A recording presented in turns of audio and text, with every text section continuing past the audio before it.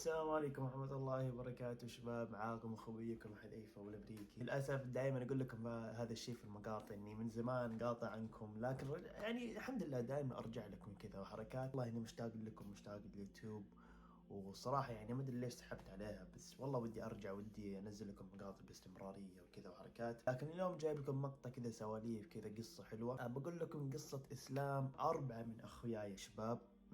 منذ رجوعي من السعودية إلى الآن أسلموا على يدي 4 من أخوياي الحمد لله. كانوا كفار، كان اللي منهم ملحد واللي منهم مسيحي.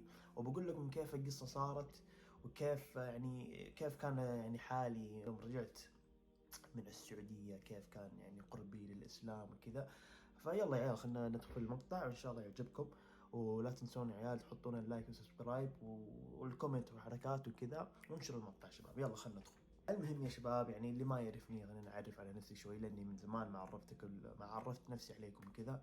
انا اسمي حذيفة الامريكي يا شباب. انا امريكي الجنسية والولاية، عرق امريكي افريقي زي ما تعرفون القصة. من مواليد نيويورك سيتي يا شباب، وعشت في السعودية 11 سنة. عشت في مدينة الطائف. في عيال الطائف حلنقي، يجيك حلنقي بعدين طالع فيك زي كذا، اقسم بالله. ايش عندك؟ والله ما عندي شيء. طيب ليش تطالع فيا يا اخي؟ العيون بحر، هيا اقلب وجهك انت وعينك هذا. ايه مدينة الطائف، مدينة القرود وكذا وحركات. عايش في السعودية وكذا، ورحت تحفيظ قرآن، ودرست في مدرسة ثانوية سنة وكذا. بعدين رجعت أمريكا. ويوم كنت عايش في السعودية كنت أجي أمريكا كل صيفية، أجي أزور أهلي وكذا وحركات. ورجعت أمريكا خلاص استقرارا عام 2017 وكذا وحركات. وصراحة يا شباب أنا الحمد لله ولدت مسلم وأهلي مسلمين. قلت لكم تربيت مع الدين الإسلامي وكذا، وتعلمت القرآن، وتعلمت زي ما تشوفون تعلمت اللغة العربية. واللي في منكم سمعني أقرأ القرآن وكذا حركات. الحمد لله عندي صوت جميل الحمد لله الحمد لله الحمد لله. ما كان علاقتي مع الدين يا شباب، ما تعرفون الواحد مرة إيمانه مرتفع ومرة إيمانه منخفض وكذا. فكان زي كذا أموري في السعودية. ما كان لي فترات ما أصلي، لي فترات أصلي. الحمد لله أنا والله فاقد هذه النعمة إني أقدر أطلع البيت وأمشي للمسجد. والله فاقد هذه النعمة.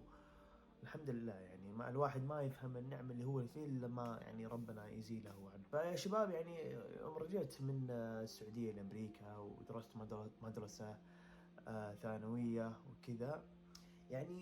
يوم تروح من بلد مسلمة لبلد الكفار، تشوف فرق 180 درجة في الناس، في الأخلاق.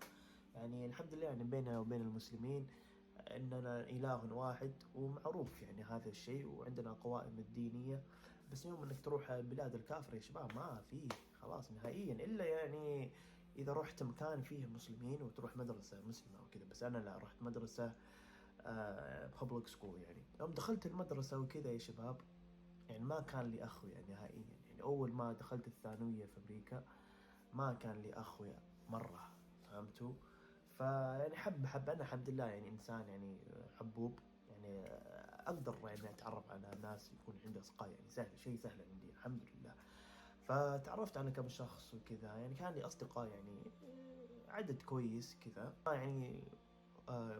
مسكوا معاي إلا يمكن 5 أشخاص 6 أشخاص كذا من الثانوية للحين.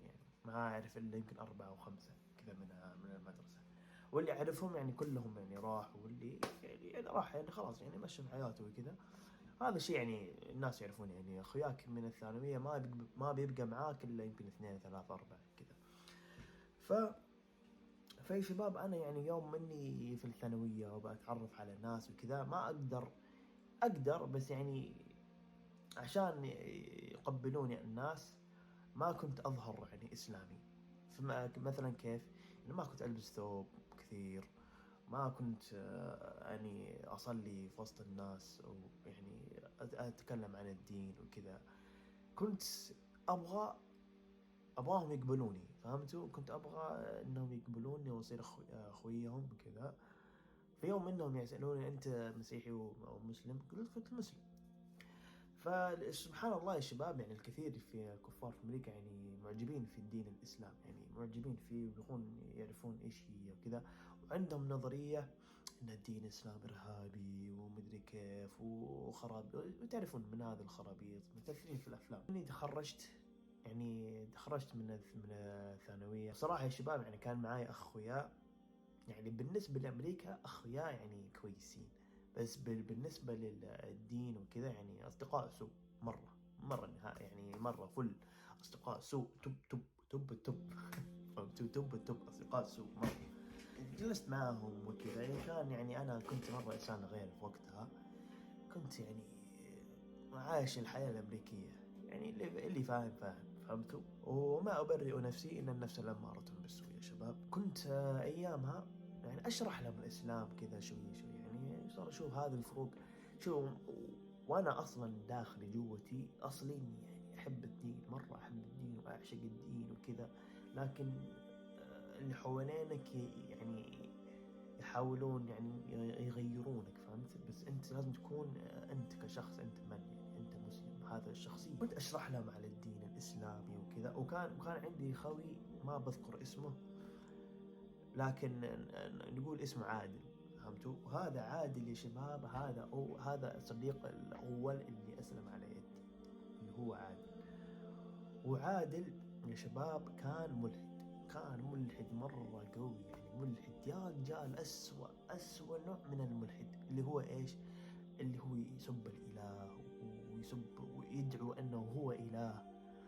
ومرة يعني إنسان نكر جدا، يعني مرة إنسان يعني ما أنا أصلا أول ما قابلته ما دينيته مرة، يعني ما تعرفون الشعور يوم أول مرة تقابل إنسان ويعني كذا ما تعرف عنه شيء بس تكره، ما أدري ليش. هذا كان وضعي مع هذا الإنسان. وكان في وقتها عندي ثلاثة غيرهم أخويا مقربين، فهم كانوا يعني ماشي حالي معاهم، فهمتوا يا شباب؟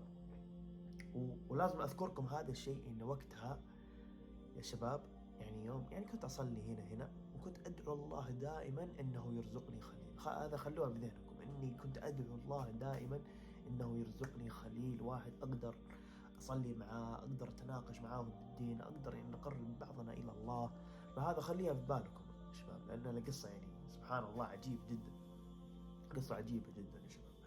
المهم هذا الإنسان عادل يا شباب، دائما يعني يوم كنت أتكي مع الاثنين اللي أخوياي اللي قلت لكم عنهم، يعني أقول لهم لا، يعني ما كنت أقول لهم، بس في خاطري إنهم ما يجيبون هذا الشخص نهائيا معانا، لا يجي يتكي معانا. كنت يا رجال أكره وكر.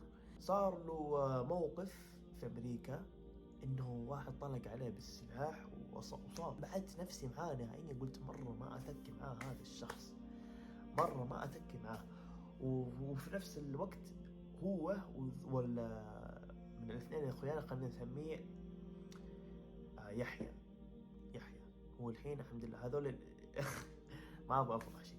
فهذا عندنا يحيى الحين وعندنا عادل، تمام؟ يحيى وعادل كان بينهم يعني هم كانوا اصدقاء من ايام الروضة، من ايام الابتدائية هم اصدقاء، وصار بينهم مشاكل ومرة يعني كرهوا بعض، يعني مرة ما كانوا اصدقاء من ايام الثانوية لين مرحلة ما كانوا أخوياء نهائيا يا شباب، نهائيا. وقتها يوم صار عادل هذا الموقف بعدت نفسي عنه نهائيا.